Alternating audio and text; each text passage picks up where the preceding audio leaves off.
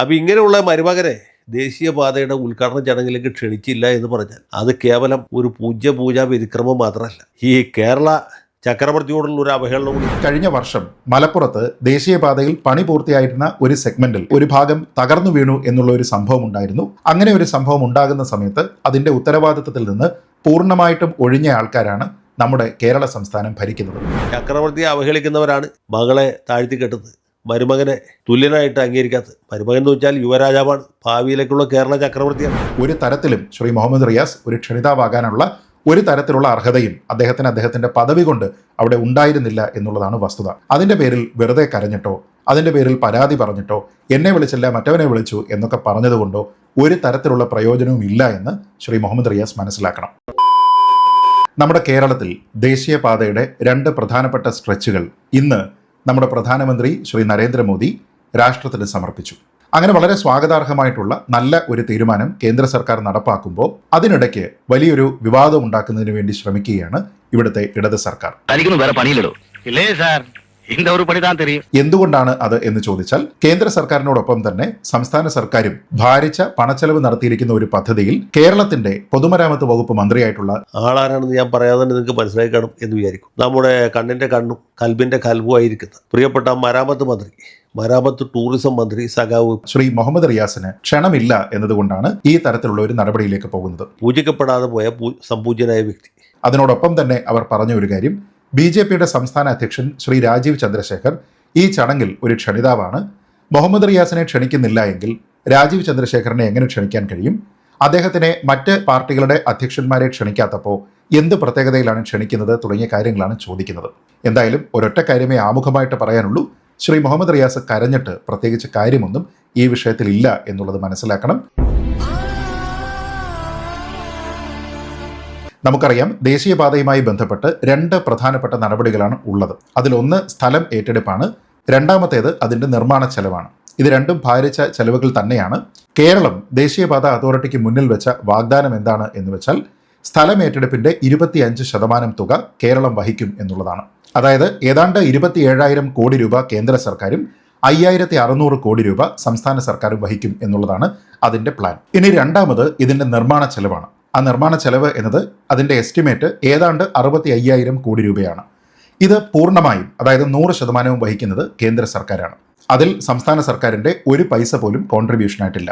ചുരുക്കി പറഞ്ഞാൽ ഈ പദ്ധതിയുടെ ഭാഗമായിട്ട് കേന്ദ്ര സർക്കാർ വഹിക്കുന്നത് ഏതാണ്ട് 90,000 കോടി രൂപയ്ക്ക് മുകളിലും സംസ്ഥാന സർക്കാർ വഹിക്കുന്നത് ഏതാണ്ട് 5,600 കോടി രൂപയുമാണ്. അയ്യോ, എന്ന് ഞാൻ ഓർക്കണില്ല, നീ ഓർക്കുകയല്ലേ. ഭൂമി ഏറ്റെടുക്കുന്നതിന്റെ ഭാഗമായിട്ടുള്ള 4/1 തുക മാത്രമാണ് ഇതിൽ സംസ്ഥാന സർക്കാരിന്റെ കോൺട്രിബ്യൂഷൻ. അതും സോഴ്സ് ചെയ്തിരിക്കുന്നത് നമ്മുടെ പൊതുമരാമത്ത് വകുപ്പിൽ നിന്നല്ല, മറിച്ച് കിഫ്ബിയിൽ നിന്നാണ്. അതുകൊണ്ട് തന്നെ ഇത് രാഷ്ട്രത്തിന് സമർപ്പിക്കുന്ന ചടങ്ങിലേക്ക് നമ്മുടെ PWD വകുപ്പ് മന്ത്രിയെ ക്ഷണിക്കണം എന്ന് പറയുന്നത് എന്ത് കാര്യത്തിന്റെ അടിസ്ഥാനത്തിലാണ് എന്നതിനെക്കുറിച്ച് എനിക്ക് മനസ്സിലാകുന്നില്ല. കിഫ്ബിയുടെ തലവൻ സത്യത്തിൽ നമ്മുടെ സംസ്ഥാനത്തിന്റെ മുഖ്യമന്ത്രിയാണ്.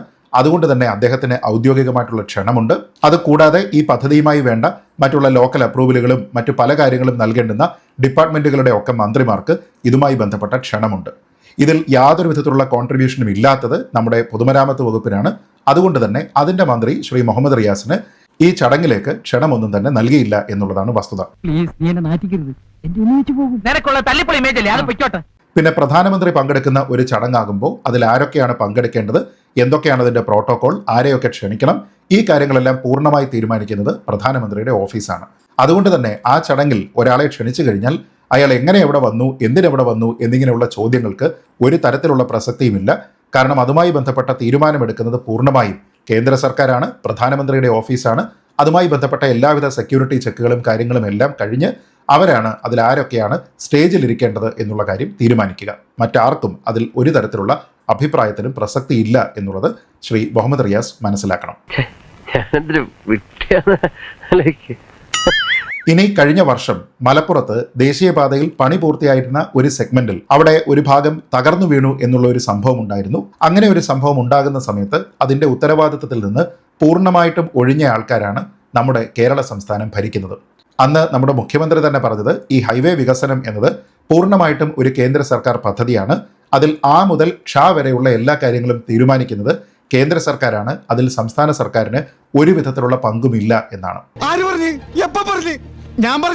അത് തന്നെയുമല്ല, ഒരു പടി കൂടി കടന്ന് ദേശീയപാതയുടെ തകർച്ചയിൽ സംസ്ഥാന സർക്കാരിനോ പ്രത്യേകിച്ച് പൊതുമരാമത്ത് വകുപ്പിനോ യാതൊരു വിധത്തിലുള്ള ഉത്തരവാദിത്വവും ഇല്ല എന്നൊരു സ്റ്റേറ്റ്മെന്റും അദ്ദേഹത്തിന്റെ ഭാഗത്തു നിന്ന് വന്നു. അതുകൊണ്ട് തന്നെ തകർന്നു വീഴുന്ന സമയത്ത് ഞങ്ങൾക്ക് പങ്കില്ല, പക്ഷേ അതിന്റെ നിർമ്മാണ ഉദ്ഘാടനം അല്ലെങ്കിൽ പൂർത്തിയായ സമയത്തുള്ള ഉദ്ഘാടനം അതിൽ ഞങ്ങൾക്ക് വലിയ പങ്കുണ്ട് എന്ന് പറയുന്നത് ഒരു തരത്തിലും അംഗീകരിക്കാൻ പറ്റുന്ന കാര്യമല്ല.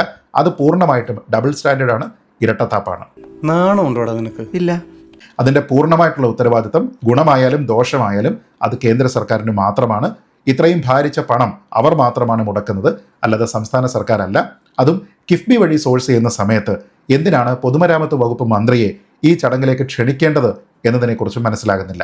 അപ്പം ഇങ്ങനെയുള്ള മരുമകനെ ദേശീയപാതയുടെ ഉദ്ഘാടന ചടങ്ങിലേക്ക് ക്ഷണിച്ചില്ല എന്ന് പറഞ്ഞാൽ അത് കേവലം ഒരു പൂജാ വ്യതിക്രമം മാത്രമല്ല, ഈ കേരള ചക്രവർത്തിയോടുള്ള ഒരു അവഹേളനം കൂടിയാണ്. ചക്രവർത്തിയെ അവഹേളിക്കുന്നവരാണ് മകളെ താഴ്ത്തി കെട്ടുന്നത്, മരുമകനെ തുല്യനായിട്ട് അംഗീകരിക്കാത്തത്. മരുമകൻ എന്ന് വെച്ചാൽ യുവരാജാവാണ്, ഭാവിയിലേക്കുള്ള കേരള ചക്രവർത്തിയാണ്. അവിടെ ഒരു തരത്തിലും ശ്രീ മുഹമ്മദ് റിയാസ് ഒരു ക്ഷണിതാവാകാനുള്ള ഒരു തരത്തിലുള്ള അർഹതയും അദ്ദേഹത്തിന്റെ പദവി കൊണ്ട് അവിടെ ഉണ്ടായിരുന്നില്ല എന്നുള്ളതാണ് വസ്തുത. അതിൻ്റെ പേരിൽ വെറുതെ കരഞ്ഞിട്ടോ അതിൻ്റെ പേരിൽ പരാതി പറഞ്ഞിട്ടോ എന്നെ വിളിച്ചില്ല മറ്റവനെ വിളിച്ചു എന്നൊക്കെ പറഞ്ഞതുകൊണ്ടോ ഒരു തരത്തിലുള്ള പ്രയോജനവും ഇല്ല എന്ന് ശ്രീ മുഹമ്മദ് റിയാസ് മനസ്സിലാക്കണം. കേരള സംസ്ഥാനം അല്ലെങ്കിൽ കേരള രാജ്യം അടക്കി ഭരിക്കേണ്ട ആൾ, അങ്ങനെയുള്ള ഒരാളെ, അതൊരു ചെറുപ്പക്കാരനെ, സുമുഖനായ ചെറുപ്പക്കാരനെ, സൽസ്വഭാവിയായ ചെറുപ്പക്കാരനെ ഈ ദേശീയപാതയുടെ ഉദ്ഘാടന ചടങ്ങിലേക്ക് വിളിക്കാതിരുന്നത് നരേന്ദ്രമോദിയുടെ കേവലം ഫാസിസമോ സാമ്രാജ്യത്വമോ അല്ലെങ്കിൽ മുതലാളിത്തമോ ചൂഷണം മാത്രമോ അല്ല, മറിച്ച് കേരള സംസ്ഥാനത്തോടും മാർക്സിസ്റ്റ് പാർട്ടിയോടും ഇടതുപക്ഷ ജനാധിപത്യ മുന്നണിയോടും സർവോപരി മുഖ്യമന്ത്രിയോടുമുള്ള ഒരു അവഹേളനമാണ്. നമ്മളൊരാളിനെ അദ്ദേഹം ഒരു ചടങ്ങിലേക്ക് ക്ഷണിക്കപ്പെടുമ്പോൾ ആ ചടങ്ങുമായി ബന്ധപ്പെട്ട് അദ്ദേഹത്തിന് വലിയൊരു സ്റ്റേക്ക് ഉണ്ടെങ്കിൽ അദ്ദേഹത്തിനെ ക്ഷണിക്കുക എന്ന് പറയുന്നത് ശരിയായിട്ടുള്ള ഒരു കാര്യമാണ്. പക്ഷേ അദ്ദേഹത്തിൻ്റെ എല്ലാ ഡിപ്പാർട്ട്മെൻറ്റുകളിലുള്ള ആൾക്കാരെയോ അദ്ദേഹത്തിൻ്റെ കുടുംബാംഗങ്ങളെ എല്ലാവരെയുമോ ഒക്കെ തന്നെ ക്ഷണിക്കുക എന്ന് പറയുന്നത് ഒരു പതിവല്ല എന്ന് ശ്രീ റിയാസ് മനസ്സിലാക്കണം. പക്ഷേ എൻ്റെ അഭിപ്രായത്തിൽ ഈ ബഹിഷ്കരണം ഇവിടെ കൊണ്ട് നിർത്തരുത്. ഇനി മേലിൽ ഈ നരേന്ദ്രമോദി ഉദ്ഘാടനം ചെയ്ത കേരളത്തിലെ ദേശീയപാത ഒരൊറ്റ CPM കാരൻ അതിലെ യാത്ര ചെയ്തു. നമ്മുടെ നാട്ടിൽ ഓരോ സഖാവും ഇന്നോട്ട് ഭീഷ്മ ശപഥം ചെയ്യണം. ഞങ്ങളോ കുടുംബ പരിചയത്തിൽപ്പെട്ട ആളുകളോ കുടുംബാംഗങ്ങളോ ആരും തന്നെ ഇനി മേലിൽ ദേശീയപാത ഉപയോഗിക്കില്ല. ഞങ്ങൾ അതിൻ്റെ അടുത്തുള്ള ഇടവഴി കൂടി നടന്ന് യാത്ര ചെയ്തോളാം. മരാമത്ത് മന്ത്രിയെ ബഹുമാനിക്കാത്ത, മുഖ്യമന്ത്രിയെ വേണ്ട രീതിയിൽ ആദരിക്കാത്ത കേന്ദ്രത്തിൻ്റെ ദേശീയപാത ഞങ്ങൾക്ക് വേണ്ട, ഞങ്ങളുടെ വീട്ടിൽ വളർത്തുന്ന പട്ടികൾക്കും വേണ്ട. ഞങ്ങൾ ഇനി മേലിൽ നടന്നു പോയിക്കൊള്ളാം. ഈ ദേശീയപാത BJPക്കാരും അവരുടെ ആജ്ഞാനുവർത്തികളായ കോൺഗ്രസ്സുകാരും മാത്രം ഉപയോഗിച്ചാൽ മതി. ഞങ്ങൾ ഇനി ആ വഴിക്ക് നോക്കണ്ട, ഞങ്ങൾ അങ്ങോട്ടില്ല. നമ്മുടെ നാട്ടിൽ ഓരോ സഖാവും ഇന്നോട്ട് ഭീഷ്മ ശപഥം ചെയ്യണം. നമ്മുടെ പണം കൊണ്ട് കുറേയധികം ഫ്ലെക്സ് ബോർഡ് ഉണ്ടാക്കി ഈ ദേശീയപാതയുടെ പല ഭാഗങ്ങളിലുമൊക്കെ അനുവദനീയമായ സ്ഥലങ്ങളിൽ വെച്ചാൽ ഒരുപക്ഷെ ചില അണികളെങ്കിലും ഇതിൽ സംസ്ഥാന സർക്കാരും മുഹമ്മദ് റിയാസും നമ്മുടെ PWD വകുപ്പുമൊക്കെയാണ് വലിയ മുൻകൈ എടുത്തത് എന്ന രീതിയിലത്തേക്ക് തെറ്റിദ്ധരിച്ചുകൊള്ളും എന്ന് മാത്രം ഓർമ്മിപ്പിച്ചുകൊണ്ട് ചായ കുടിച്ചോ?